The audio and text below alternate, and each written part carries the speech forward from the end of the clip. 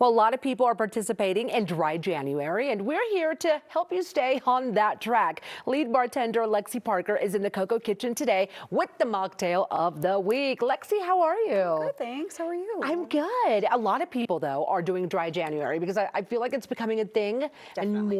and more people are jumping onto that. So what are we shaking up today? Yeah, so I'm going to be making our black magic for you. It's a shrub, which is basically fruit, sugar, and vinegar in some capacity. Yeah, that So sounds good. it's Now, really this is one of your favorite mocktails to make. Why is that? Yeah, I love shrubs because they're a little bit more of a complex cocktail, or mocktail in this case. Okay. In terms of flavor profile, that vinegar kind of adds another layer of complexity, and it just makes it a little bit more interesting as opposed to just like straight juice or soda. Well, of course, a lot of and that's what times. mocktails are all about, right? Okay, well, show us how you make it. Yeah, so we start with the blueberry and kiwi puree. Yum, okay. Both can be either bought ahead of time, or you can make your own just with blueberries or kiwis. pureeing okay. them up.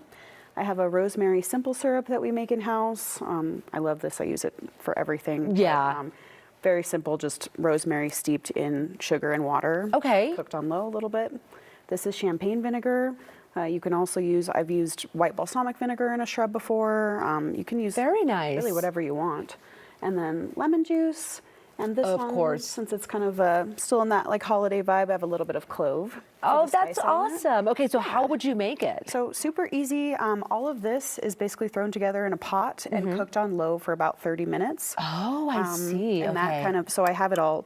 It's already all here. together there. Yeah, Okay, so this is how it would look. Yeah, super easy execution. You just pour a little bit of the base in the glass. Oh, and then I that have looks some good. club soda here. Okay, with a little bit of club soda. Yeah, a So little what is this drink effervescence. called again? This is the black magic. The Black Magic. Ooh, sounds interesting for sure. Now, what tips do you have for people at home wanting to make this?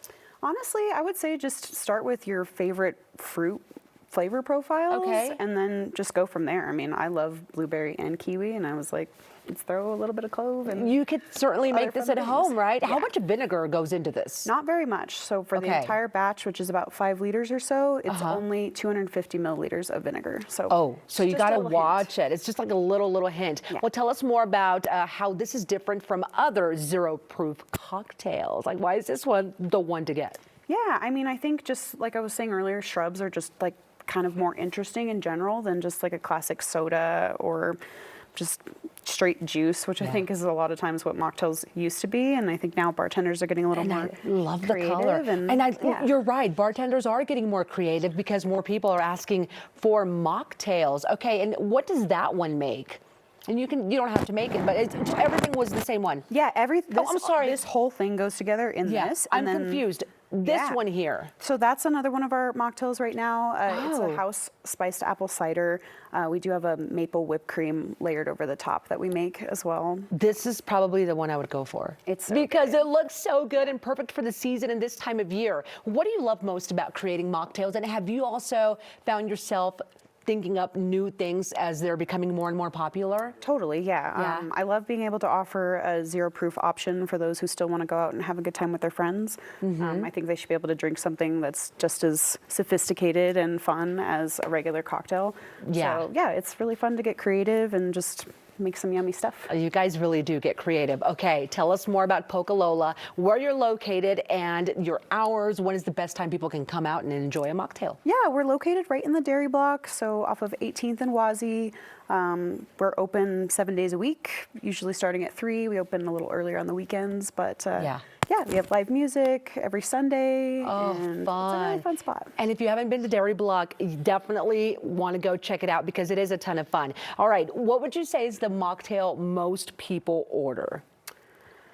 That's hard because we kind of create our own just for our menu. I feel Yeah, like, so most people just rely like on the menu because there's not one specific one? yeah, maybe Okay, I Shirley get it. Temple if I'm going with like a classic that everyone knows. You can't go wrong with the Shirley Temple. What's your favorite? Man, I don't even, I don't know. We've done like a Negroni in the past, which is kind of like a bitter mocktail. I like that kind of component because I'm a Negroni drinker. So that would work for you, but I'm thinking this one right here. That's the apple cider you said. Yeah, it so looks good. fantastic, and you can get it at Poka Lola, everybody, or you could go with some black magic too. Well, thank you so much, Lexi, for being with us Absolutely. today. Thank you for having me. Of course, there are only a few weeks left in dry January. Keep up with that resolution with some mocktails from Poka Lola. See all of the options by going to the website. It's pokaloladenver.com.